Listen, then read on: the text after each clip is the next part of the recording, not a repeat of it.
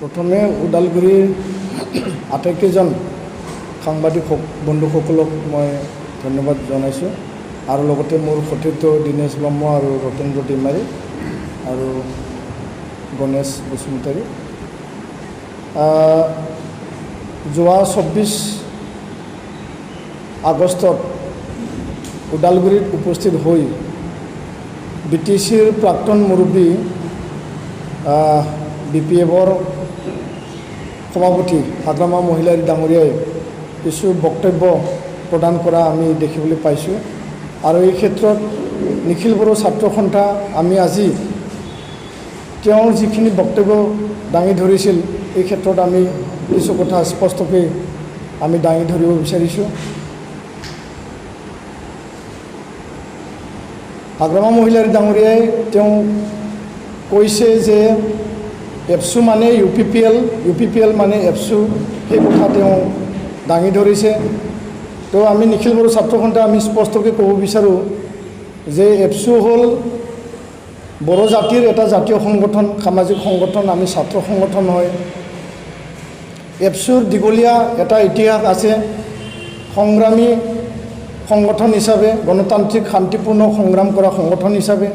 আৰু এই সংগঠনত প্ৰয়াত উপেন ব্ৰহ্ম ডাঙৰীয়া যাক আমি বডফা বুলি সদায় সন্মান জনাওঁ আৰু লগতে বহুখিনি আমাৰ জ্যেষ্ঠ নেতাবিলাক এই সংগঠনত সন্মান সহকাৰে বড়ো জাতি উত্তৰণৰ কাৰণে কাম কৰি গৈছে আৰু আজি তাৰিখত তেওঁ ৰাজনীতিক যি ৰং সানিব বিচাৰিছে সেই কথাক আমি ধিক্কাৰ দিছোঁ, গৰিহণা দিছোঁ আৰু তেনে মন্তব্য যাতে ভৱিষ্যতে এপছুক লৈ পেলাই যাতে তেওঁ নকৰে বা তাৰ পৰা তেওঁ যাতে বিৰত থাকে সেই কথা আমি তেওঁক সকীয়াই দিছোঁ।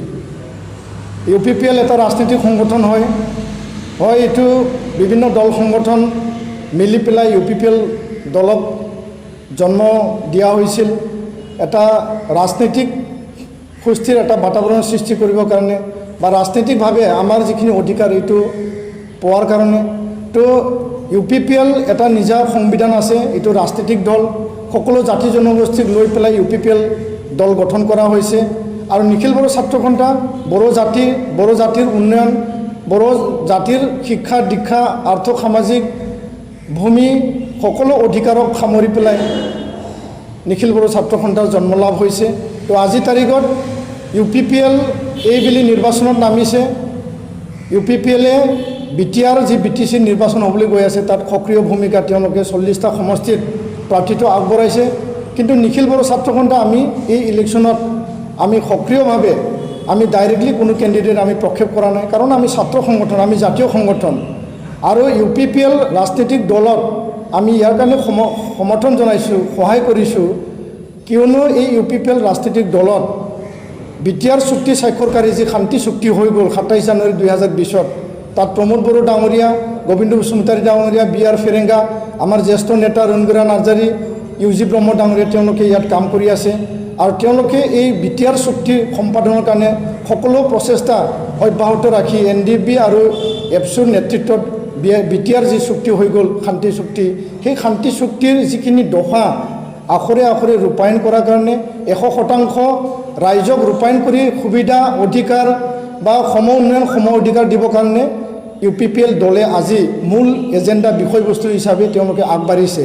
তো এপছুৰ আজি তাৰিখত শিক্ষা আৰ্থ সামাজিক সকলো দিশৰ মানে কামৰ লগতে BTR চুক্তি ৰূপায়ণ আজি তাৰিখত এপছুৰ টপ এজেণ্ডা হয়, নাম্বাৰ 1 এজেণ্ডা হয়, কাৰণ এই BTR চুক্তি ৰূপায়ণ হ'লে ইয়াত পূৰ্ণাংগভাৱে শান্তি প্ৰতিষ্ঠা হ'ব, ৰাইজৰ উন্নয়ন হ'ব, অনুষ্ঠান প্ৰতিষ্ঠান ইয়াত আহিব, অধিক অধিকাৰ অধিক সম্প্ৰসাৰণ যিহেতু BTRত আছে এইটো আমি পাবলৈ সক্ষম হওঁ। তো ইয়াৰ কাৰণে UPPL ৰাজনৈতিক দলক আমি সমৰ্থন জনাইছোঁ, এই কথা সঁচা। কিন্তু এপছু ৰাজনৈতিক দল নহয়, এপছু UPPL নহয় আৰু UPPL এপছু নহয় বা UPPL ছাত্ৰ সংগঠন নহয়। এই ৰাজনৈতিকভাৱে কাম কৰিবৰ কাৰণে সকলো জাতি জনগোষ্ঠীক সামৰি পেলাই ৰাজনৈতিক দল হিচাপে তেওঁলোকে এই নিৰ্বাচনত তেওঁলোকে আগভাগ লৈছে আৰু পৰিৱৰ্তনৰ কাৰণে BTR চুক্তিৰ কাৰণে ভাল প্ৰশাসনৰ কাৰণে তেওঁলোকে শ্লোগান দি পেলাই ৰাইজৰ সমৰ্থন তেওঁলোকে পাবলৈ সক্ষম হৈছে। তো এই যি সমৰ্থন সেই সমৰ্থনটো দেখি হাগ্ৰামা মহিলাৰী ডাঙৰীয়া আজি হতাশাত ভুগিছে, তেওঁ ফ্ৰাষ্ট্ৰেশ্যনত ভুগিছে। যিহেতু দুটা তেওঁ যি প্ৰচেষ্টা আছিল কাৰ্যকাল 27 এপ্ৰিলত উকলি যোৱাৰ পিছত তেওঁ এলায়েন্স চৰকাৰ থকাৰ কাৰণে ৰাজ্য চৰকাৰক তেওঁলোকে আহ্বান জনাইছিল যে আমাক 6 মাহ এক্সটেনশ্যন কৰি দিব লাগে। তো ৰাজ্য চৰকাৰে বা আমাৰ মহামান্য ৰাজ্যপালে এইটো অনুমতি নিদিয়াকৈ মহামান্য যি ৰাজ্যপাল ডাঙৰীয়া তেওঁ সাংবিধানিক মুৰব্বী হিচাপে সাংবিধানিকভাৱে তেওঁ 6 মাহ কাৰ্যকাল বৃদ্ধি নকৰাকৈ নিজৰ অধীনত ৰাজ্যপাল শাসন আনিছে। আৰু এইটো চৰকাৰ উকলি যোৱাৰ পিছত চৰকাৰ হেৰুৱাৰ পিছত তেওঁ হতাশাত ভুগিল। দ্বিতীয় হতাশাত ভুগিল যে তেওঁলোকে কৈ আছিল ৰাইজক আৰু নিজৰ কৰ্মকৰ্তাসকলক কৈ আছিল যে আমি মহামান্য আদালতত যাম, হাইকোৰ্টত যাম, তাতে আমি 6 মাহ আমাৰ মহামান্য আদালতে আমাক 6 মাহ এক্সটেনশ্যন দিব, আপোনালোকে ধৈৰ্য ধৰক। আৰু 1-1.5 মাহ পিছত ইয়াৰো ৰিজাল্ট আহিল। মহামান্য যি আদালত আছে হাইকোৰ্ট তেওঁলোকে ৰায়দান দিলে যে কোনো কাৰণত 6 মাহ বৃদ্ধি কৰা নহয়, ৰাজ্যপাল শাসন অবৈধ নহয়, ই বৈধ হয় আৰু এইটো সাংবিধানিকভাৱে কৰা হৈছে। তাৰপিছত তেওঁ কোৱাৰ্টাৰ ফাইনেল ছেমি ফাইনেল তেওঁলোকে হাৰিছে আৰু এতিয়া ফাইনেল খেলিবলৈ গৈ আছে। যি দলে কোৱাৰ্টাৰ ফাইনেল ছেমি ফাইনেলত হাৰে ই আৰু কি ফাইনেল খেলিব, কাৰণ দুটা খেল তেওঁ অলৰেডি হাৰিল। তো এই দুটা যিখিনি খেল তাত হাৰাৰ কাৰণে সি আজি হতাশাত ভুগি পেলাই এপছুক টাৰ্গেট কৰি পেলাই তেওঁ বক্তব্য প্ৰদান কৰিছে। ৰাজনৈতিক দলে আন ৰাজনৈতিক দলত বক্তব্য প্ৰদান কৰা, তেওঁলোকৰ তৰ্ক বিতৰ্ক কৰা, তেওঁলোকে ডিবেট কৰা, তেওঁলোকে যুক্তি আৰ্গুমেণ্ট দিয়া, এইবিলাক কথা ৰাজনৈতিক যি ডেমক্ৰেচি গণতান্ত্ৰিক দেশত এইবিলাক চলে, নিৰ্বাচনৰ সময় এইবিলাক চলে। ইয়াত আমাৰ ক'ব লগা নাই। BPFে UPPLক ক'ব, UPPLে BPFক ক'ব বা অন্য দলবিলাককো ক'ব, তাত আমাৰ ক'ব লগা নাই। এপছুৰ ইয়াত কোনো বক্তব্য প্ৰদান কৰিব লগা নাই। কিন্তু ৰাজনৈতিক দলৰ লগত এপছুক সামৰি পেলাই যিবিলাক বক্তব্য প্ৰদান কৰিছে, কাৰণ আমাৰ সেই সংগঠনৰ এটা মৰ্যাদা আছে আৰু হাগ্ৰামা মহিলাৰ এই মৰ্যাদাটো তেওঁ জানে, কিন্তু তেওঁ উদ্দেশ্য প্ৰণোদিত হৈ পেলাই আমাক টাৰ্গেট কৰি ৰাজনৈতিক ক্ষেত্ৰত লাভালাভ পাব এই কথাটো ভাবি পেলাই তেওঁ কৈছে। তেওঁৰ কথাত কোনো নতুনত্ব নাই, তেওঁ কোনো নতুন প্ৰতিশ্ৰুতি নতুন এজেণ্ডা লৈ পেলাই যিহেতু কোনো কথা আজি তাৰিখত তেওঁ পলিচি নাই, তেওঁ যিহেতু প্ৰতিশ্ৰুতি ৰাইজক দিব নোৱাৰে, সেইকাৰণে তেওঁ আজি তাৰিখত এই হতাশাত ভুগি এইবিলাক কথা কৈছে। দ্বিতীয় কথাটো হ'ল যে BTR চুক্তি ভেলুলেছ বুলি কৈছে তেওঁ। BTR চুক্তি স্বাক্ষৰ কৰাৰ সময়ত সন্মানীয় গৃহমন্ত্ৰী ডাঙৰীয়া অমিত শ্বাহৰ লগত তেওঁ উইটনেছ হিচাপে সাক্ষী হিচাপে আছিল। আৰু তেতিয়া চুক্তি হোৱাৰ পিছত বাহিৰত তেওঁ ওলাই পেলাই কৈছে যে BTR চুক্তি আটাইতকৈ উন্নত মানৰ চুক্তি আৰু এই চুক্তি সন্মানজনক চুক্তি। সেই চুক্তি যদি ৰূপায়ণ হয় আখৰে আখৰে, তেতিয়াহ'লে আমি এটা পূৰ্ণাংগ এটা যিখিনি অধিকাৰ পাব লাগে সেই অধিকাৰখিনি আমি পাই যাম আৰু BTCতকৈ BTR অধিক ক্ষমতাশালী বুলি তেওঁ বক্তব্য প্ৰদান কৰিছিল। কোকৰাঝাৰত 3 দিন পিছত আহি ক'লে যে BTR চুক্তিৰ একো লাভ নাই, BTR চুক্তিৰ একো তাত বিষয়বস্তুবিলাক নাই, সেই কথাটো তেওঁ বক্তব্য প্ৰদান কৰিছে। তো আজি তাৰিখত BTR চুক্তিৰ দ্বাৰা এই BTR অঞ্চলত বসবাস কৰা যি 32 লক্ষ জনসাধাৰণ তেওঁলোকে অধিক ক্ষমতা পাবলৈ সক্ষম হৈছে। আজি এই চুক্তিৰ যোগেদি এটা কমিশ্যন গঠন কৰা হ'ব। সেই কমিশ্যনত আমি বিচৰা ধৰণে বড়ো অধ্যুষিত অঞ্চল শোণিতপুৰ আৰু বিশ্বনাথৰ বড়ো অধ্যুষিত অঞ্চলৰ ইয়াতে অন্তৰ্ভুক্ত হ'ব।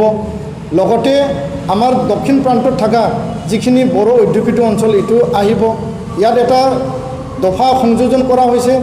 ইয়াত বড়ো অনাবড়ো এটা পৰিৱেশ আছিল, কাৰণ হাগ্ৰামা মহিলাৰে ভালকৈ শাসন কৰিব জনা নাছিল। তেওঁ ৰাইজক যেনেকুৱা বৈষম্য কৰিলে যে 10খন গাঁৱত যদি আমাৰ মাইনৰিটি থাকে বা কোচ ৰাজবংশী থাকে বা অসমীয়া বা কোনোবা আদিবাসী চাওতাল থাকে, এখন গাঁও তাত যদি বড়ো থাকে তাতে VCDC চেয়াৰমেনটো বড়ো বনাই দিছিল। সেই বৈষম্যটো তেওঁ কৰি আহিছে।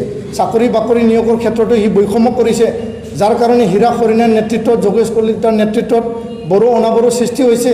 হয়, ইয়াতে আন্দোলন আছিল, বড়ো আন্দোলন, সুকীয়া ৰাজ্যৰ কাৰণে আন্দোলন আছিল, সশস্ত্ৰ সংগ্ৰাম আছিল। সেই সশস্ত্ৰ সংগ্ৰাম আৰু আন্দোলনক কিছুমানে বেয়া পায়ো বড়ো অনাবড়ো এটা ৰাজনীতি তাত তৈয়াৰ কৰিছিল। তো এই ক্ষেত্ৰত এইটো এটা পৰিৱেশ আছিল। কিন্তু BTR চুক্তি হোৱাৰ পিছত এই বড়ো অনাবড়ো পৰিৱেশ এতিয়া নাই। এতিয়া ইয়াতে পূৰ্ণাংগ শান্তি স্থাপন হৈছে আৰু এই যিবিলাকে গাঁও কৰ্তন কৰিব লাগে বুলি কৈছিল, BTC বাতিল কৰিব লাগে বুলি কৈছিল, সেই অঞ্চলটো সেই ৰাইজে আচলতে কি বিচাৰে, আচলতে তেওঁলোকে কৰ্তন বিচাৰে নেকি, সেই কথাটোলৈ মনত ৰাখি ৰাজ্য চৰকাৰ কেন্দ্ৰীয় চৰকাৰে এটা দফা ৰাখিছে যে যদি কোনোবা বিচাৰে কমিশ্যনক তেওঁলোকে আপত্তি কৰিব পাৰে, দৰখাস্ত কৰিব পাৰে। সেইটো বিবেচনা কৰি পেলাই তেওঁলোকে গাঁও কৰ্তন কৰা যোগ্য না অযোগ্য বা কৰ্তন কৰা উচিত না অনুচিত সেই কথাটো চাব। কোনোবা বিচাৰিলে কৰ্তন কৰিব, কোনোবা নিবিচাৰিলেও কৰ্তন কৰিব, এই কথা কেতিয়াও হ'ব নোৱাৰে। তো ইয়াৰ কাৰণে এইটো অধিক সম্প্ৰসাৰণ ইয়াত কৰা হৈছে। 40টাৰ পৰা 60টা ইয়াত সমষ্টি হ'ব, 4টা জিলাৰ পৰা 10টা প্ৰপ'জ ইয়াতে জিলা হ'ব, 7টা নতুন বিভাগ ইয়াতে পাবলৈ সক্ষম হৈছোঁ। DC SP আজি ল এণ্ড অৰ্ডাৰটো চোৱাটো চাবই, তাৰ লগতে উন্নয়নমূলক কাম কাজত DCয়ে চাব। SP আৰু DC যিখিনি নিয়োগ আৰু বদলীকৰণ তাত অলপ ক্ষমতা যিখিনি গৃহ বিভাগত আছিল এইটো আমাক অধীনত দিয়া হৈছে কিছু আংশিকভাৱে। আৰু লগতে ফাইনেন্সটো আৰ্টিকল 280 যোনটো আমি কৈ আছিল যে ডাইৰেক্ট ফাণ্ডিং লাগে, আৰ্টিকল 280 এমেণ্ডমেণ্ট কৰি পেলাই সংশোধন কৰি পেলাই ভাৰত চৰকাৰৰ পৰা BTRত ডাইৰেক্ট ফাণ্ডিং হ'ব। ইয়াৰ লগতে আপোনাৰ ভিলেজ কাউন্সিল যোনটো VCDC তাত ডাইৰেক্ট ফাণ্ডিং হ'ব, মিউনিচিপাল কাউন্সিল তাত ডাইৰেক্ট ফাণ্ডিং হ'ব। সেইটো কৰিবলৈ এইটো ৰূপায়ণ হ'ব লাগিব। তাৰ লগতে 5 বছৰত 100 কোটিকৈ 500 কোটি BTCয়ে এই চুক্তিৰ সময়ত পাইছিল আৰু আজিৰ তাৰিখত আমি পাবলৈ সক্ষম হৈছোঁ 3 বছৰত 1500 কোটি টকা, বছৰত 500কৈ 1500 কোটি টকা, কেন্দ্ৰীয় চৰকাৰৰ 250 আৰু ৰাজ্য চৰকাৰৰ 250। তো এইটো মূল যি মতা বিষয় সেই মতা বিষয়বিলাক এইবিলাক আছে। তো তাৰ বাদেও এখন ৰাজ্যৰ সমপৰ্যায়ত যিখিনি শিক্ষা অনুষ্ঠান প্ৰতিষ্ঠান কাৰিকৰী অনুষ্ঠান আমি পাবলৈ সক্ষম হৈছোঁ, সেই দিশটো যদি চাবলৈ যায় BTR আমি মিজোৰামৰ দ্বিতীয় শান্তিপ্ৰিয় এটা অঞ্চল হিচাপে এতিয়া বিবেচিত হ'বলৈ গৈ আছে। মিজোৰাম অশান্ত আছিল, লালডেংগা আৰু জোৰামথাঙাহঁতে সশস্ত্ৰ সংগ্ৰাম চলাইছিল, মিজোৰাম ৰাজ্য গঠন কৰা হ'ল। হয়, আমি ৰাজ্য পোৱা নাই, এইটো 6 শিডিউল আধাৰতে 6ষ্ঠ অনুসূচিত যি সংশোধিত ইয়াৰ আধাৰতে BTRটো গঠন কৰা হৈছে সাংবিধানিকভাৱে।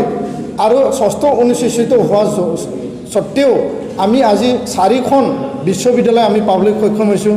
বড়োফাৰ নামৰ কেন্দ্ৰীয় বিশ্ববিদ্যালয়, ট্ৰাইবেল ইউনিভাৰ্চিটি এটা কেম্পাছ আমি পাবলৈ সক্ষম হৈছোঁ, নেশ্যনেল স্পৰ্টছ ইউনিভাৰ্চিটি আমি ইয়াত পাবলৈ সক্ষম হৈছোঁ, অৰ্গেনিক ইউনিভাৰ্চিটি আমি ইয়াত পাম, 4খন মেডিকেল কলেজ আমি regional institute of medical science যোনটো এইমছ পৰ্যায়ৰ সমপৰ্যায়ৰ হয়, নাৰ্ছিং এণ্ড পাৰামেডিকেল কলেজ আমি ইয়াত পাইছোঁ।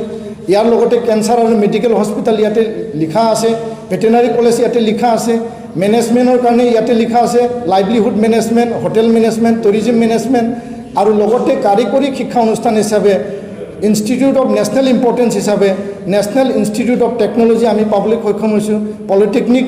বিভিন্ন জাতি জনগোষ্ঠীক সামৰি ইয়াত বড়ো অনাবড়ো কথা হাগ্ৰামা ডাঙৰীয়াই আনিছে। ইয়াত বড়ো অনাবড়ো BTR চুক্তিৰ পিছত তেনেকুৱা কোনো বিষয়বস্তু এতিয়া বাচি নাথাকিল। যিবিলাকে অনাবড়ো সংগঠন কৰিছিল তেওঁলোকৰ মুখো আজি বন্ধ হৈ আছে, কাৰণ এই চুক্তিত সকলোৰে উন্নয়নমূলক কাম কাজ অধিকাৰ ক্ষমতা ইয়াত দিয়া হৈছে। আজি যিবিলাক শিক্ষা অনুষ্ঠান এইবিলাক বড়ো নামত লিখি অনা নাই, তাত মাত্ৰ 10,000 20,000 ছাত্ৰ ছাত্ৰী বড়ো মাত্ৰ পঢ়িব এনেকুৱা নহয়। এইটো ৰাষ্ট্ৰীয় পৰ্যায় ৰাজ্যিক পৰ্যায়ত যেনেকুৱা নিয়ম আছে, ৰিজাৰ্ভেশ্যন পলিচি আছে, এনেকুৱাই চলিব।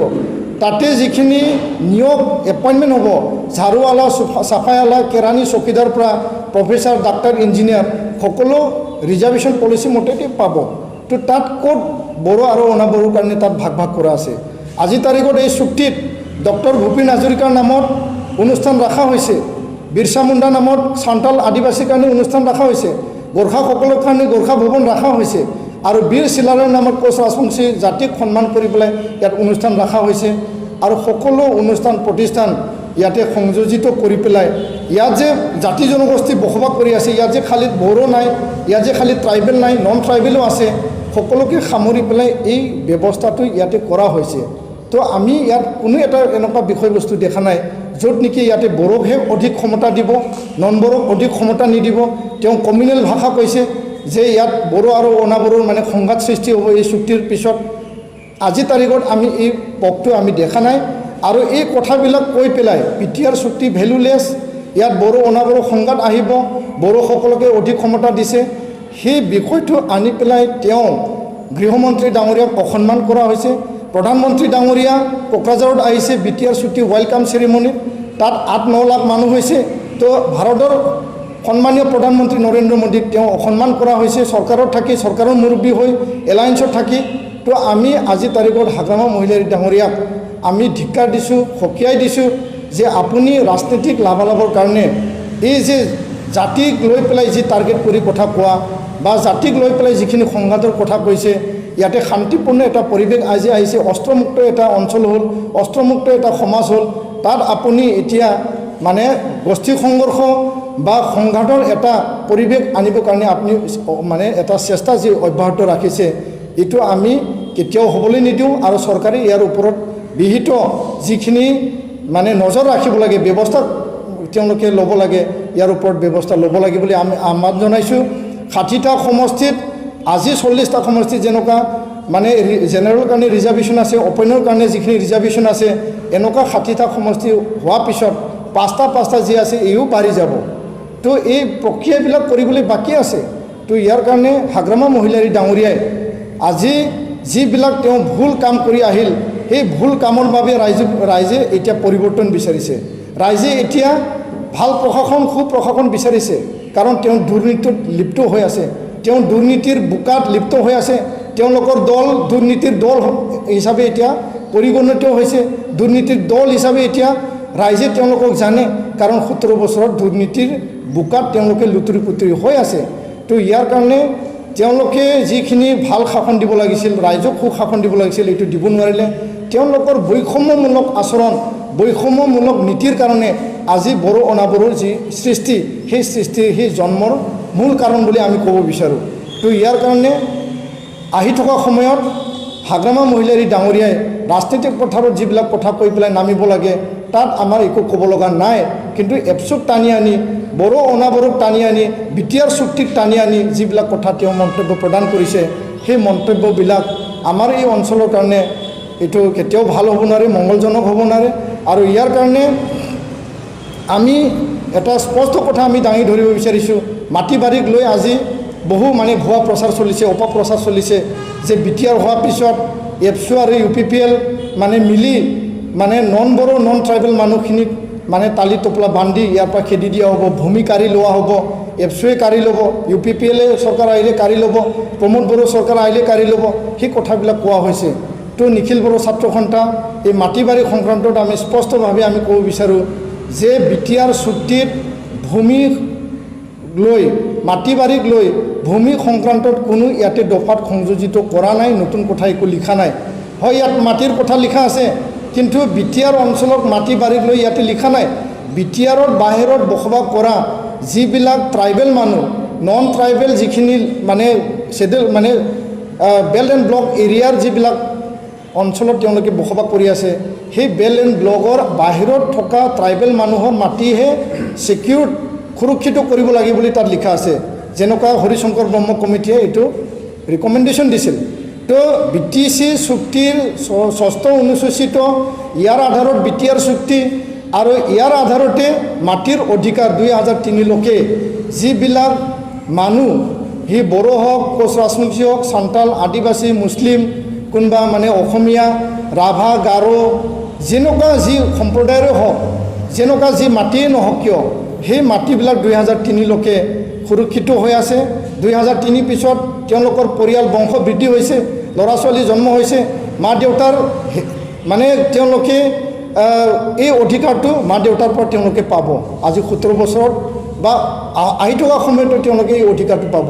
ইয়াত মাটি বাৰীৰ ক্ষেত্ৰত কোনো BTCয়ে বিটিআৰে নতুন আইন বনাব নোৱাৰে। ইয়াৰ কাৰণে আইন বনাব নোৱাৰে, এইটো পিউৰ 6 শিডিউল নহয়, এইটো এমেণ্ডেড 6 শিডিউল। ইয়াত মাত্ৰ বড়ো বা ট্ৰাইবেল নাই, ইয়াত নন ট্ৰাইবেল মানুহ ইয়াত বসবাস কৰি আছে।